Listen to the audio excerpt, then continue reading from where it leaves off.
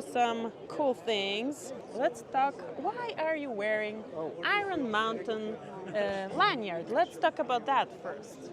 Well, we have a very close partnership with Iron Mountain, and Iron Mountain uses the Pramana scanners for their services, digital pathology on demand. And we're talking to Rick Haffey. What's your role at Pramana? I lead business development. VIP person, for business sure. development and partnerships. So I work very closely with the Iron Mountain team.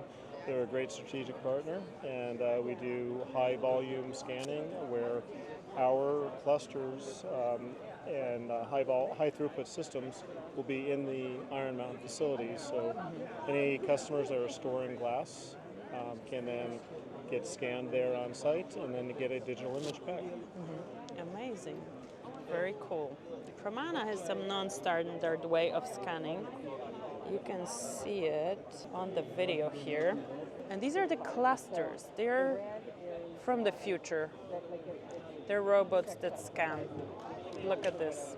So, Matt, I see a little tiny here Pramana scanner that doesn't look like a robot. The other ones do look like robots. They are very futuristic. Can you tell me about the scanner?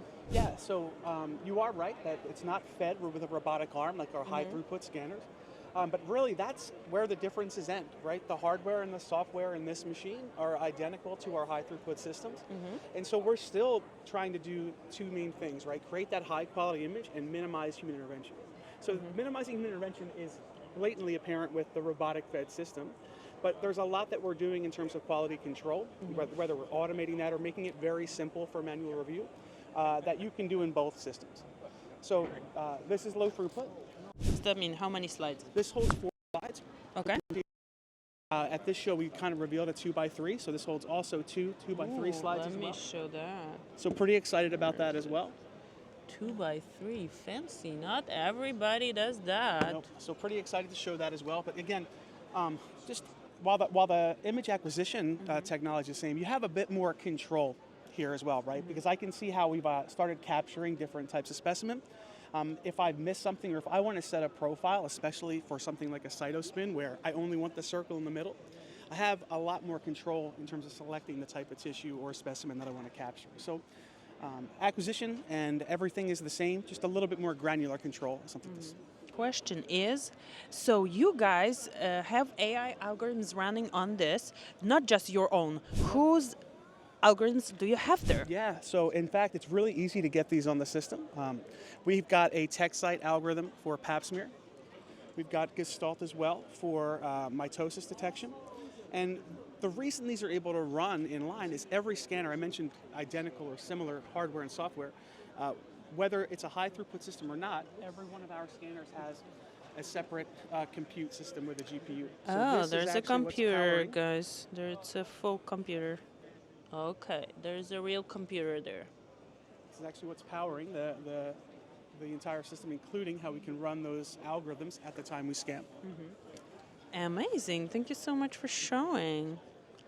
This is super cool. Can you show me the Techcyte algorithm? Yeah, the Techcyte algorithm is awesome. So let me find one. I'm like losing my visions here. Too many hours with algorithms. Yeah, so I'll go ahead and turn this on. And this has been really fun for me because I've been talking to a lot of pathologists and showing them this. So I'll turn the algorithm on, and it really can detect lots of things. So what's going to happen is you'll be met with this pretty intense heat map. What I like to do is turn this off and just pick one. Oops. Just pick one thing to show. So give me a second. I'll go ahead and pick L-cell. Let's see. There we go. So you still see a heat map, a little bit more manageable now, right? Because I'm looking at a specific thing. And I can go ahead and zoom in, and because we have this heat map, obviously the darker the color, the more prevalent that we'll see. So I'll zoom this in, the box will get bigger until we get to I think this was using a 40x magnification. And we can start to see. My eyes are going, yeah, see the boxes around there? Kind of shows that as well, so a little easier to see now that we zoomed in.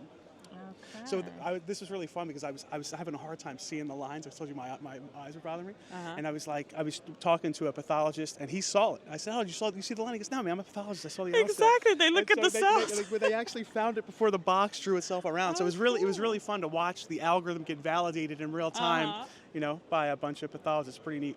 Amazing. This is the power of digital pathology, but the power is also that you can partner with people. So that is super cool. Thank you so much, My Matt. pleasure. Thanks.